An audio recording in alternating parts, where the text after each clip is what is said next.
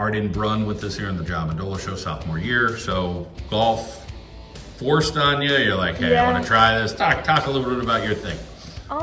Well, I definitely got really into it in 2020 because like everything was shut down. Really only golf courses were open. So I really got into it. And then like these past 3 years, I've really like started practicing like every day in the summer. Really got into it and just want to get better from here. Was it a lot in the beginning, like watching Dad, and then like, hey, wait, I want to now do it, and I'm gonna, definitely like looked up to him and saw it as something like I'd want to do, be a part of. Let's talk about what you like about his game, or when you go watch him, and obviously you had a trip over to the West Coast, which is pretty cool. Very cool. His short game is amazing, which I think it's the best short game I've ever seen. So yeah, definitely short game. So what kind of little tips, not that we want to give away trade secrets, but like, if there's a tip or two that, whatever he says, keep your head down or whatever it is, what's one thing you took from him? It was like, okay, I got to make sure I do that. Honestly, this is going to sound weird, but just practicing it and practicing it and practicing it, just like being consistent with it.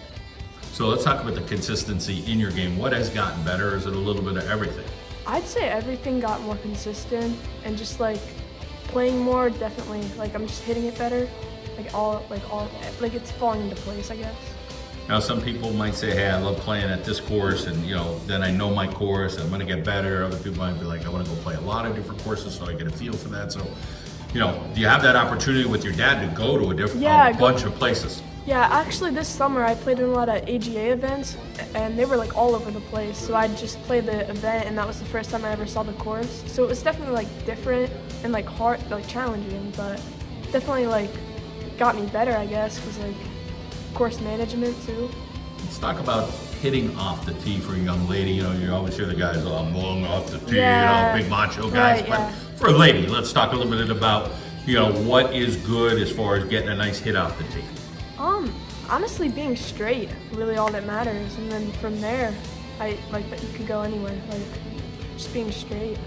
How about your clubs? Are they a different brand than your dad's? Is it similar? They kind of lean you one way or another? Or is it kind of about like a feel, what you like? I guess feel, yeah, what you like, what you prefer. So what is your brand?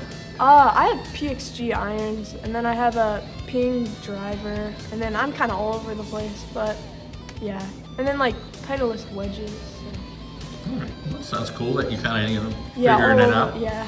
How about it as far as feeling good about pre-districts or districts, that type of stuff? Like what's going well with your game right now? Is the confidence high? Honestly, I feel pretty confident. I just had like a range session, which went like pretty good.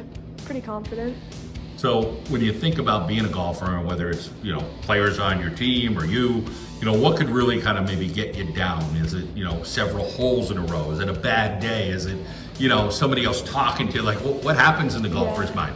I'd say a bad hole can really just throw your mindset completely off and just like get in your head, and then you just like can't get that out of your head. But which you really like have to, because like it's all that matters. Like just move on. And you're in a unique position because you got a dad and a coach. Yeah. And like sometimes they can plan, oh man, it's my dad's being annoying, or the coach doesn't know what he's talking about on this particular situation. So how do you kind of filter that to say, or does he kind of know the buttons to push with you? Yeah, I'd say, everyone tells me listen to my dad. If he has anything to say, just listen to it. So I just try to listen to him. Try to know what he's saying is for the best. How about other activities? Are you like all in on golf? Are there other things you're doing? Swimming? I swim, which that literally takes over your life. And so golf too.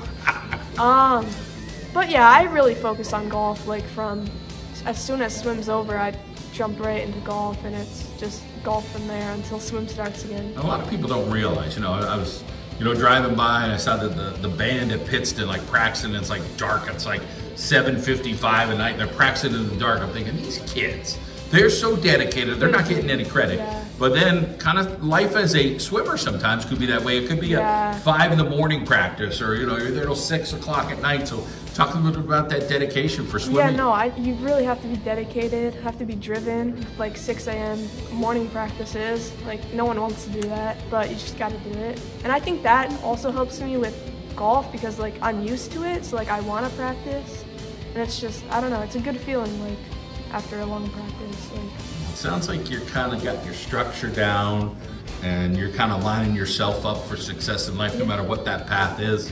So keep working hard. Good to talk to you. Thanks. Yeah, nice talking to you. Thanks.